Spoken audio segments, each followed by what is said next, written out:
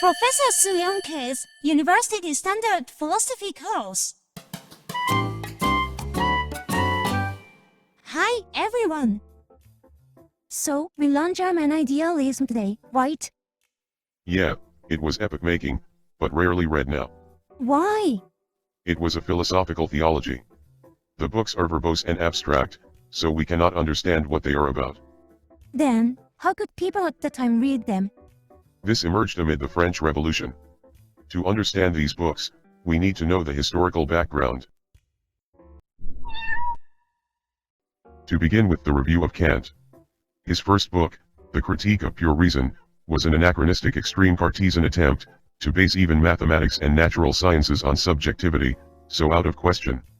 However, his second book, The Critique of Practical Reason, showed the freedom to do anything with ourselves and the world, and inspired revolutionary enthusiasm among the young of the lower classes of Germany, suffering under stale politics. Furthermore, his third book, The Critique of Judgment, insisted that the revolution was a necessity of nature. Huh? Had Kant said such things? Where did his moral obligation go? People are those who get fascinated just by the reputation, without reading the original. An admirer of Kant, Fichte was the son of a Saxon peasant, a poor private tutor, a radical revolutionist, and even worse, an obstinate antisemite, as a typical Lower German. He expressly visited Kant, in Königsberg of the Far East of Europe, in 1791, and tried to borrow money. Kant gave him nothing, but introduced him to a publisher, and his book about religion was published, in 1792.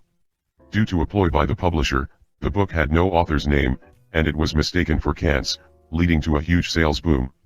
When it was discovered that it was Fichte's, he instantly became well known. Was it such a great book?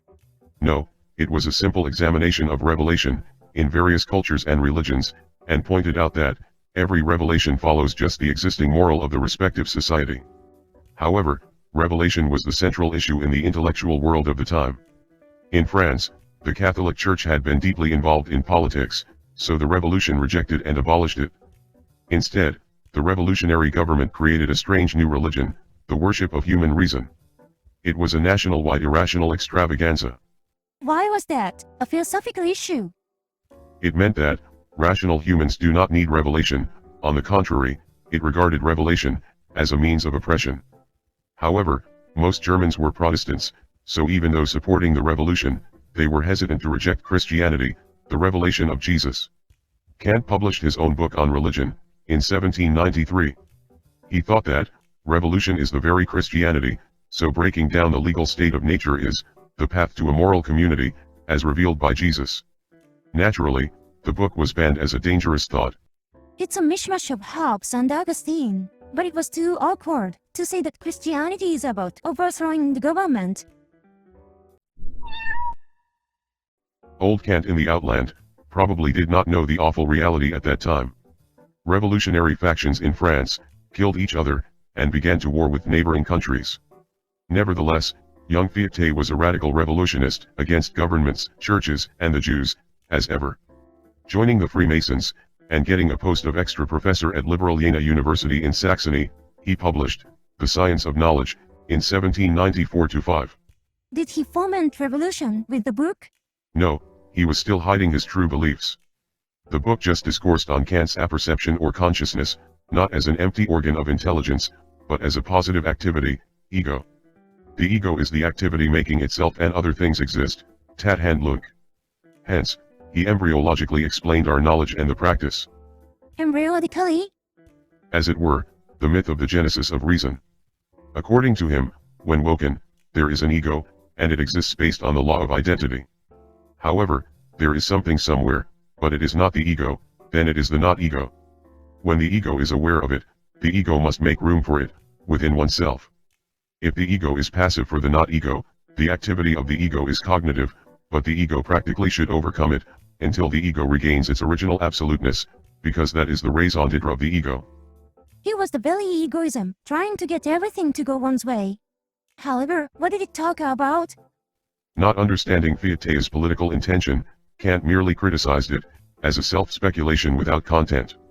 However, in fact, Fichte anonymously published revolutionary pamphlets before that. Those insisted based on Rousseau's social contract, that, revolution is people's natural right, to become independent of not we. In short, although his book was vague on purpose, the eternal fulfillment of the ego was, the advocation of defeating not we, namely, governments, churches, and the Jews. He was really a dangerous person. The authorities suspected Fichte since before, but could not get the definitive evidence. Ignoring churches, he gave his lectures on Sunday mornings, but was famous and popular with the young. At that time, getting Napoleon, France ballooned itself just in volume, without contents of freedom, equality, and fraternity, as Kant had criticized Fichte. Napoleon's empire began to threaten German countries. Nevertheless, some praised Fichte as the Napoleon of philosophy. Both balloons will soon burst. When Fichte happened to write in an essay in 1798, that, our rational moral is the very God, and we need nothing but it, accusations arose regarding him as an atheist, and conservatives called for Fichte's expulsion. Schleiermacher, a Protestant hospital chaplain in Berlin, found Fichte's thought was dangerous human hubris, and wrote Theodicy against revolutionary rationalists, on religion, in 1799. Rational egoism and revelational religion would not go together. Schleiermacher said, religion can be reduced, neither to rationalism nor moralism. It is the intuition and feeling, of the universe. According to him, expression is just the result of what exists in the background, so we have to read the archetype before expressed, through hermeneutics. The individual things we meet are, also just the fragmental expression of the universe, so we should know, the whole universe, through intuition and feeling. Above all, we should realize, great humanity lies beyond each of us.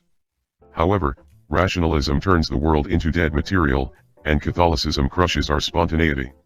Although religions vary, depending on where they begin to read the universe out, Christianity through the revelation of Jesus, has a huge possibility as ever. That's a typical Protestant pastor's way of thinking. After all, Fichte left Jena University, and instead, young Schelling, who studied theology, was promoted to professor of philosophy. He transformed the quantitative expansion of the ego of Fichte into the qualitative maturation of nature or the world. The world maintains its quantity as substance, while historically refining inner awareness as quality. Objective materials and subjective spirits are just different in potency, and both are, in fact, the parts of the same world. Therefore, his early thought was called identical philosophy. He was similar to Spinoza's pantheism. However, Schelling was concerned that modern rational science was dividing the world into two poles, dead materials and empty spirits, and making both conflicts. In contrast, arts are material and spiritual, individual but universal, as symbols. We can get insight into the whole world, nature spirit, through them. Therefore, Schelling expected not religion, but genius artists, to reunite the divided world. That was the Romanticism period, when Beethoven was active. On the other hand, Fichte got a position in Freemasonry in Berlin, and developed there, Enlightenment theology. According to it, consciousness is the self-recognition without the other things. However, the self-recognized is, the unification of the real and the possible. Based on the possibility, consciousness examines reality as cognitive reflection, and based on reality, it seeks its possibility as practical reflection. However then, the reality and the possibility have been circulated. When consciousness is aware of this blockade, it feels the absolute, beyond our circulative knowledge, God. He would have been a precursor to existentialism and its theology. However, is his God the same as the world of nature in Kant? If so, it was close to pantheism as well as Schelling. Revolutionary France had already expanded to the west bank of the Rhine, and in 1804, Napoleon became the emperor. When Austria advanced in 1805, Napoleon moved his army with astonishing speed, defeated the Austrians on the Danube, and invaded Wien. He forced the Austrian and Russian emperors to submit at Austerlitz. Getting Bayern in the south on his side, Napoleon marched to the north, and occupied Jena of Saxony and Berlin of Prussia, in 1806. Scholars and students of universities must have been tough too. Not so bad. They were rather supporters of Napoleon since before. Fichte and Schleiermacher soon returned to Berlin, while Schelling had moved to Munich in Bayern of Napoleon's side. Hegel, a private lecturer paid by students at Jena University, was thrilled to see Napoleon in person, and saying that he was the very world spirit, published The Phenomenology of Spirit, in 1807. What is the world spirit? Not the God omniscient, but the learning historical nature of the world. However, in advance, he explained the general learning process, as dialectic. First, one conceives an idea oneself. But it encounters many unexpected realities. Thus, it gets the realistic concept. It is similar to Fichte's consciousness activity. What is the difference from Fichte? Fichte's consciousness activity was the confrontation between the ego and the not-ego, and it should conclude with the former overcoming the latter. In contrast, in Hegel's dialectic, although an idea is threatened by many realities, it absorbs the latter as they are. Hegel criticized the various thrown, in Schelling's identical philosophy, as a mess of black cows in the dark night, but he would catch and tame them, by dividing them into pens, little by little. Is that the phenomenizing of the world spirit? Yeah, he thought, pure consciousness develops till the omniscient God, through multiplex dialectic. He said, the development has three phases, consciousness, spirit, and reason. However, this book was full of unnecessaries, and has a poor structure. Anyway, the first is the subjective sensation of now, here, and thus. It comes across various objectives, and fulfills itself to understanding. However, understanding is just an ego of mine, and knowing others, it becomes we, namely spirit. It is, in the beginning, just our actual custom, but when converted to culture to learn, it shifts to moral to follow. Our natural faith is expressed as various arts, and thus, we regain it, as revealed religion. Furthermore, reviewing the development until there, it will become the absolute reason, God. In short, would he say his philosophy is the belly view by God? Maybe. However, Jena University was closed, so Hegel reluctantly became a high school principal in Nuremberg, and kept studying. On the other hand, seeing the reality of the oppressive ruling by France, Fichte in Berlin lost sympathy with Napoleon, and published Addresses to the German Nation, in 1808. At last, two balloons collided. At that time, besides Austria, Prussia, and Bayern, Germany was a mess of small states, through divided inheritance, religious wars, and independent cities. Nonetheless, anti-Semite Fichte evoked to the German people that they were the true chosen nation, with original tradition and culture, and insisted now on overcoming individual egoism, and he sought educational reformation for the will, to give up freedom spontaneously, as the leading nation, expected by the past, and praised by the future. After that, he was actually appointed the rector of the newly established Berlin University. Wow, the spirit was nothing but Nazism. When Napoleon's failed invasion of Russia in 1812, a concerted counterattack against France began.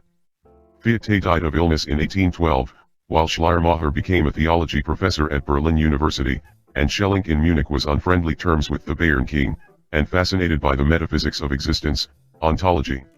Teaching high school students of Nuremberg, philosophy in general, Hegel also studied ontology with dialectical logic. Were they tired of politics? Even so, Hegel's science of logic was so huge, that it had over 1,000 pages in total. It illustrated the process of generating from existence, essence, to activity, namely the review of world creation, from the perspective of absolute knowledge. Simple existence is nothing as quality. Their mutual determination is generation. Thus, what is generated, appears as reality. However, quality is continuity, and the end against the external, defines the size as quantity. Quantity as quality is degree. The degree can change, but then, there is something that does not change, at the bottom, essence. That would be a mystical genesis of our fundamental concepts. However, his explanation is too forcible. This is just the first band on existence. In the second band, he argued on essence, first as indifference. However, when it checks itself as reflection, it becomes identity. Identity may be as possibility or as actuality, and an actualizing possibility is necessity. The necessarily existing essence is substance. Normally, what provokes necessity is the external causes. However, when the substance contains even the causes within itself, it is subjectivity. However, we should note that, the subjectivity is just of concepts themselves, not of human agents. Like the scholastic realism in the medieval age, Hegel thought that, concept or species really exists. This is why it was called, German idealism. Not individual, but the species exists. This is the same as Fichte's belief that the nation is rather the real substance than people. Thus, the third band examines actual activity. Although a concept or species is subjective yet, it is universal and contain diversity. Diversity demands respectively concrete decisions. The concept with definitive decisions is, not subjective more, but alienated as objects. Objects have not only external physical relations, but also osmotic chemical ones, hence, the third synthetic aim, ideal, is given. The ideal is an active life, and passively cognitive, but positively practical. Thus, by living along truth, it becomes absolute ideal. I'm not sure, but I think it means that the whole became diverse, but took back all intellectually. No one could not understand his huge book, so many universities wanted to recruit Hegel. He moved to Heidelberg University, and soon published his encyclopedia in 1817. It showed the whole of his philosophical system, and consisted of summaries of his doctrine on logic and world spirit, together with a newly added view on nature between them. His nature philosophy should connect logic and world spirit, but was too speculative and shoddy. He attempted to explain with his dialectic, even nature, time, space, material, and organism. It was just his childish worldview. After Napoleon, the Vienna Congress decided to the restoration in Europe, but the great powers struggled for the initiative of capitalism and industrial revolution, as well as Prussia. However, Prussia was once just a colonial state on the far eastern edge, so many of the Germans were not happy that it was leading the German unification. German university students formed the Burschenschaft at Jena, and launched an anti-government movement. The fires of revolution cannot be easily put out. Berlin University was especially suffering from patriotism and anti-Semitism, that the late rector Fichte had incited. Schleiermacher also served as the rector, but defending the university, he came into conflict with the king, and was forced to quit. At that time, Hegel, who was once an ardent Napoleonist, now quite calmed down. Therefore, Hegel was invited to Berlin University in 1818, not because of his scholarship, but just because of his popularity with the young. The authorities of German states banned the Burschenschaft, and put universities under surveillance, but could not stop them, so they needed rather appeasement for them. He was expected to do something about the noisy young. It was again a high school principal kind of job. So what did Hegel do? He published Philosophy of Right, in 1821. It was an elaboration of the part of objective spirit, in his former encyclopedia. He regarded world history, as the supreme court of justice, so for him, the actual is reasonable, and the reasonable is actual, at least for the moment. Then, was he just an apple polisher of the present government? He began his usual dialectic, with the concept of person. It has property, but the dealing may cause trouble, so this gives the issue of justice. People may follow one's own conscience, but it is just subjective, so the execution of justice needs external obligation. When people follow the obligation as one's conscience, it becomes morality. Primitive social life of persons with morality is family. However, there is a relationship between families, economic competition, civil society. To prevent the conflict, we need a state. Sometimes, states contend with each other, and their law is not valid anymore, so we can only leave it to historical judgment. In short, was his message for students to bide their time? He also talked about the cunning of reason, in his lecture. People think they do something by their own will, but in fact, the world spirit makes them just do so. Especially when the world spirit conceives a new idea, it tries it with people. It wants just to know, what is the idea really, so whatever happens to them is none of its business. Thus, the people fascinated by some idea, are exploited for their passion, used up, and discarded from history. Napoleon was exiled to the island of St. Helena, where he died in 1821. Many of Napoleon's supporters, in Hegel's generation, also would have suffered from the Restoration. Despite his difficult theories, Hegel was well liked by students from all over Germany as a mentor, and in 1827, he became the rector of Berlin University.